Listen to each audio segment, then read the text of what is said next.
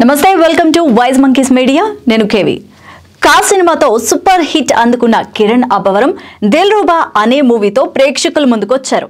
అయితే కొత్త దర్శకుడు విశ్వకరుణ్ దర్శకత్వంలో ఈ సినిమాని సరిగమప మ్యూజిక్ లేబుల్ ఏర్పాటు చేసిన కొత్త నిర్మాణ సంస్థ నిర్మించింది.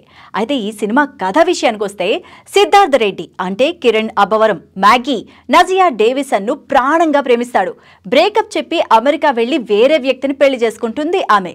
అయితే దీంతో అమ్మాయిలు అంటేనే చాలా అసహ్యాన్ని పెంచుకున్న సిద్ధార్థ్ తన తండ్రి మరణంతో థ్యాంక్స్, సారీ అనే పదాలన్నీ కూడా జీవితంలో అస్సలు వాడకూడదు అని ఫిక్స్ అయిపోతాడు. ఇక అలాంటి సిద్ధార్థ జీవితంలోకి అంజలి రుక్సార్ ప్రవేశిస్తుంది.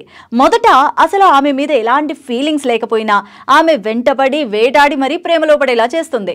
ఇక ప్రేమలో పడిన తర్వాత అదే కాలేజీలో చదివే విక్కీ అంటే క్రాంతికి కిల్లి చేసిన ఒక గొడవ కారణంగా అంజలి సిద్ధార్థ్ విడిపోతారు.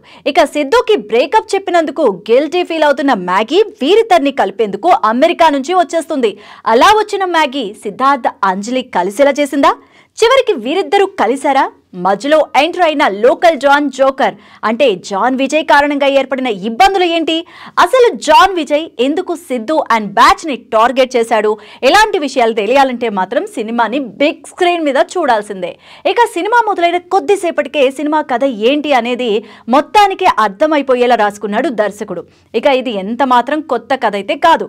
ఇక ఇప్పటికే మనం చూసిన ఎన్నో రొటీన్ లవ్ స్టోరీస్ లో ఇది కూడా ఒకటనే చెప్పాలి. ఇక ఫస్ట్ హాఫ్ మొదలైనప్పటి నుంచి కూడా కథ ఊహకు అందేలా రాసుకోవడం కాస్త మైనస్ అయ్యే అంశం. ఇక కానీ లవ్ స్టోరీస్ అనగానే ఈజీగా అర్థం చేసుకునే మన తెలుగు ప్రేక్షకులు ఈ సినిమాని కూడా ఈజీగా పసిగట్టేశారు. ఇక హీరో క్యారెక్టర్ ను ప్రేక్షకుల్లో మరింత ఎస్టాబ్లిష్ చేసేందుకు మధ్య మధ్యలో పూరి జగన్నాథ్ పాడ్కాస్ట్ వింటున్నట్టు చూపించారు. ఇక ఆయన భావజాలాన్ని హీరో ఫాలో అవుతున్నట్టు కూడా చూపించడం హీరో క్యారెక్టర్ ఎస్టాబ్లిష్ చేసే ప్రయత్నమే అనిపిస్తుంది. కథ గతంలో మనం చూసిన ఎన్నో సినిమాల్లో ఉండడం, ఊహకు అందేలా ఉండడంతో పాటు ఈ సినిమా రొటీన్ అనే ఫీలింగ్ అయితే వచ్చేసింది ప్రేక్షకులకి. ఇక నటీనటుల విషయానికి వస్తే మాత్రం ఈ సినిమాలో ఒక కాలేజ్ స్టూడెంట్ గా కనిపించిన కిరణ్ అబ్బవరం ఆకట్టుకున్నాడనే చెప్పాలి. ఇక కిరణ్ అబ్బవరం స్టైలింగ్ కూడా ఆకట్టుకునేలా ఉంది. అలాగే ఫైట్ సీక్వెన్సెస్ లో అయితే అద్దరు కొట్టేశాడు. కొన్ని సీన్స్ లో కిరణ్ అబ్బవరం నటన ప్రేక్షకులను అబ్బురపరిచేలా ఉంది. ఇక రుక్సర్ పాత్ర పరిమితమే అయినా ఎందుకో బొమ్మరిలు హాసిని పాత్రను అనుకరిస్తున్న ఫీలింగ్ అయితే కలిగింది. ఇక నజియా ఉన్నంతలో ఆకట్టుకుంది. ఇక సత్యకి ఫుల్ లెంత్ రోల్ పడకపోయినా కనిపించిన ప్రతిసారి మాత్రం నవ్వించే ప్రయత్నం అయితే చేశాడు.